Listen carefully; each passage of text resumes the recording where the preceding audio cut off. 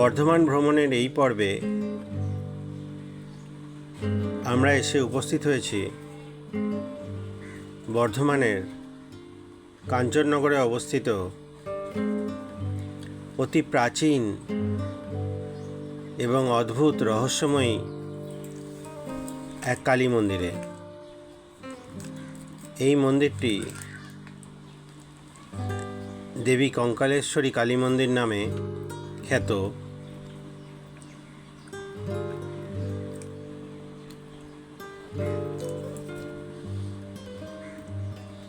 প্রাচীনত্বের বিচারে কঙ্কালেশ্বরী দেবী মূর্তিটি খুবই প্রাচীন বলে ধরা হয়।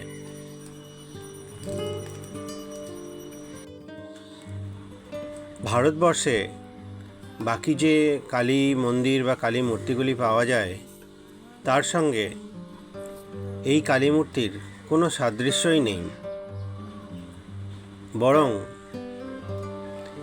কলকাতার ইন্ডিয়ান মিউজিয়ামে কিছু মূর্তি দেখতে পাওয়া যায় যেগুলি কালী মূর্তি নয়, তার সঙ্গে এই কালী মূর্তির সাদৃশ্য লক্ষ্য করা যায়। অনেকে বলেন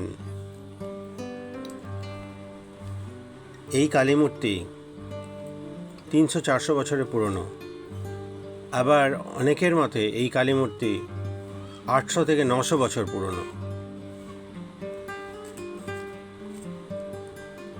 এই মূর্তিটি যে মন্দিরে রাখা, সেই মন্দিরটি খুব সুন্দরভাবে টেরাকোটার কাজের মাধ্যমে সাজিয়ে তোলা হয়েছে। মন্দির সংলগ্ন একটি বৃদ্ধাশ্রমও আছে,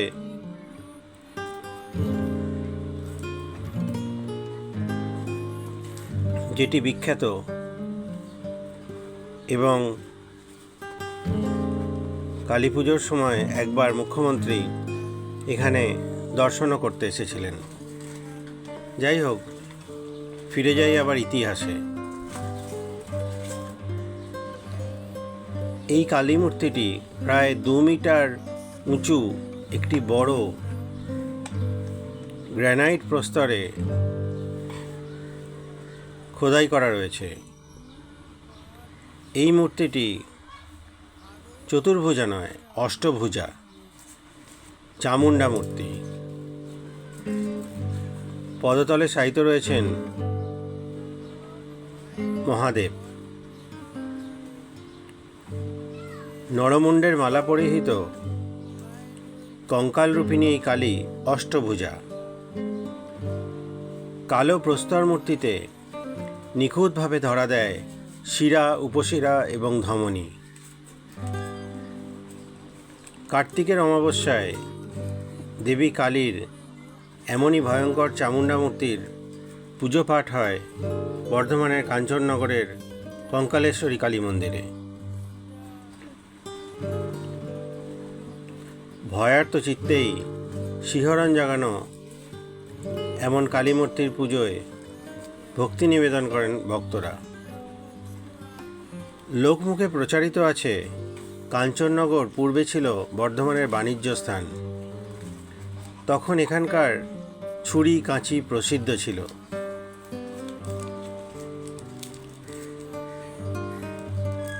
জনশ্রুতি রয়েছে বাংলার 1320 সালে বর্ধমানে ভয়ঙ্কর বন্যা হয়। সেই বন্যায় ভেসে আসে মায়ের মূর্তি,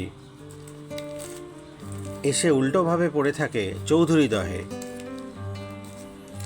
সবাই ভেবেছিল এটি পাথরের মূর্তি, তাই এর ওপর কাপড় কাচতেন ধোবারা।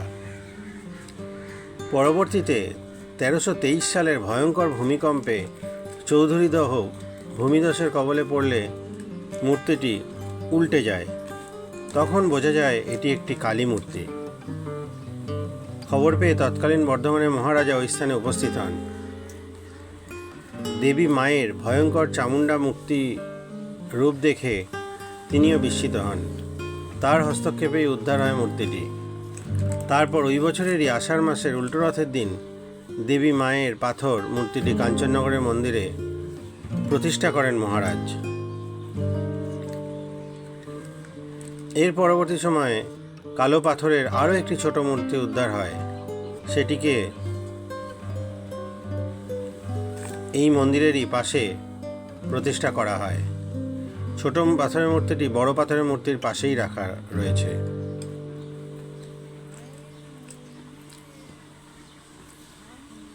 এক ঝলক দেখলে বোঝা যায় সাহিত্য মহাদেবের নাভি থেকে দেবীর সৃষ্টি হয়েছে। মূর্তির গলায় রয়েছে নরমুণ্ডের মালা, মূর্তির উপরে ডান দিকে রয়েছে হস্তিমুণ্ড, আর বাম দিকে নগ্ন নারী মূর্তি, এবং মূর্তির নিচের ডান দিকে রয়েছে উলঙ্গ পুরুষের কাঁধে শবদেহ। কারো মতে মূর্তিটি বৌদ্ধ যুগের, আবার কারো মতে মূর্তিটি পাল যুগের।